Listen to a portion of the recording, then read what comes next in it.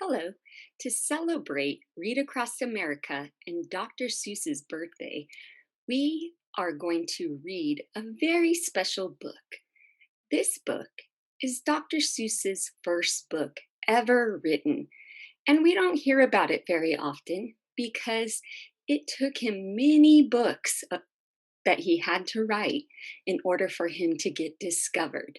Guess how many books he had to write before he got discovered?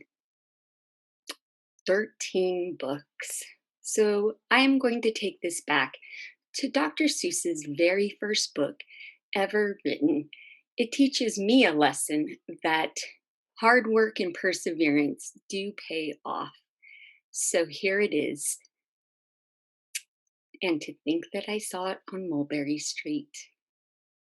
And to think that I saw it on Mulberry Street by Dr. Seuss.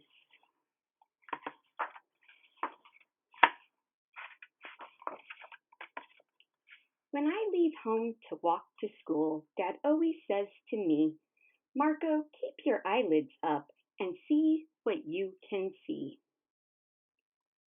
But when I tell him where I've been and what I think I've seen, he looks at me and sternly says, your eyesight's much too keen. Stop telling me such outlandish tales. Stop turning minnows into whales. Now, what can I say when I get home today? All the long way to school and all the way back, I looked and I've looked and I've kept track. But all that I've noticed, except my own feet, was a horse in a wagon on Mulberry Street. That's nothing to tell of. That won't do, of course. Just broken down wagon and that's drawn by a horse. That can't be my story. That's only a start. I'll say that a zebra was pulling that cart.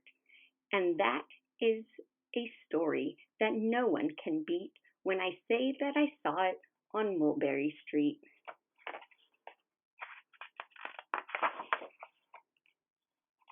Yes, the zebra is fine, but I think it's a shame. Such a marvelous beast with a cart that's so tame.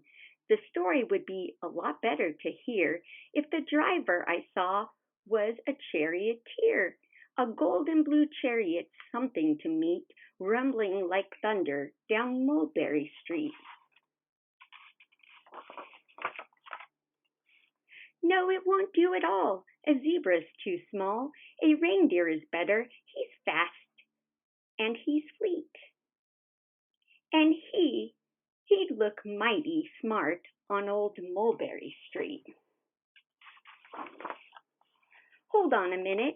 There's something wrong. A reindeer hates the way it feels to pull a thing that runs on wheels. He'd be much happier instead if he could pull a fancy sled. A reindeer and sled? Say anyone could think of that. Jack or Fred or Joe or Nat. Say even Jane could think of that. Could you think of that, Jane? Just wondering. But it isn't too late to make one little change. A sleigh and an elephant. There's something strange. I'll pick one with plenty of power and size. A blue one with plenty of fun in his eyes. And then, just to give him a little more tone, have a Raja with rubies perched high on a throne. Say that makes a story that no one can beat when I say that I saw it on Mulberry Street. But now, I don't know. It still doesn't seem right. An elephant pulling a thing that's so light would whip it around in the air like a kite. But he'd look simply grand with a great big brass band. A band so good should have someone to hear it, but it's going too fast and it's hard to keep near it. I'll put it on a trailer. I know they won't mind. if a man sits and listens while hitched on behind.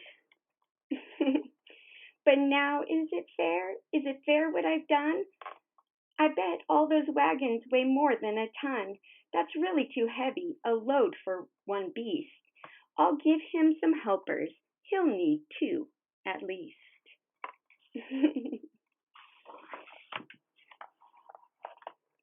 But now, what worries me is this: Mulberry Street runs into bliss. Unless there's something I can fix up, there'll be an awful traffic mix-up. Uh-oh. It takes police to do the trick, to guide them through where traffic's thick. It takes police to do the trick. They'll never crash now. They'll race to the top speed with Sergeant Mulvancy himself in the lead.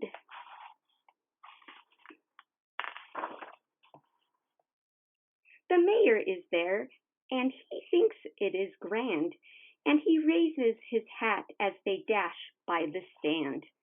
The mayor is there, and the aldermen too, all waving big banners of red, white, and blue. And that is a story no one can beat when I say that I saw it on Mulberry Street.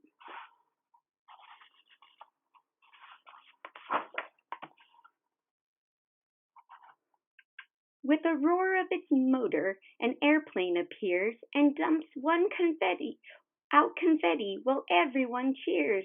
And that makes a story that's really not bad, but it still could be better. Suppose that I add, what should he add?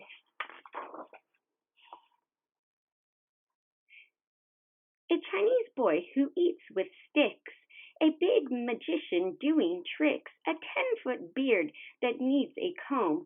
No time for more, I'm almost home.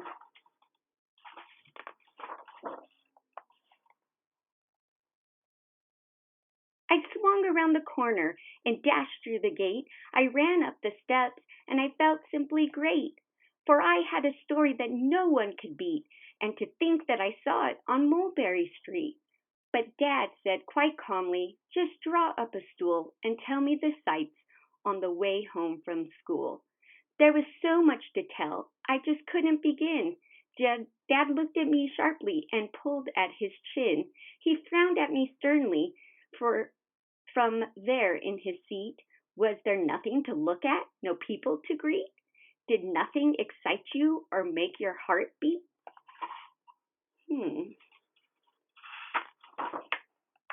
Nothing, I said, growing red as a beet, but a plain horse and a wagon on Mulberry Street.